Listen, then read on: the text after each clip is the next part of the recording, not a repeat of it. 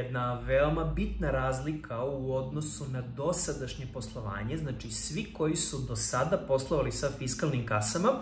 u principu, nakon što prime avansnu uplatu, nisu bili dužni da izdaju fiskalni odsečak, nego fiskalni odsečak su izdavali onoga trenutka kada je došlo do prometa dobara, dakle roba ili usluga, ili u prevodu na srpski jezik, ukoliko unapred dobijete pare od nekoga, a uslugu mu isporučite ili robu, tek tamo nekada, do sada bilo je neophodno da tek tamo nekada izdate fiskalni račun, znači tek kada izdajete robu ili uslugu. Sada se to drastično menja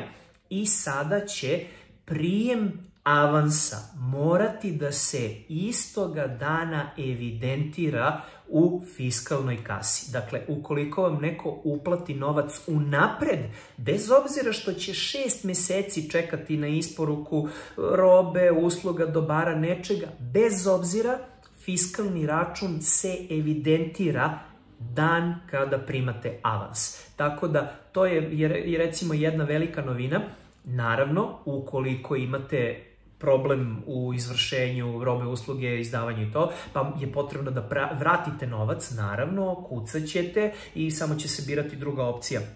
na samom fiskalnom softveru ili uređaju ili to, birat će se opcija vraćam novac,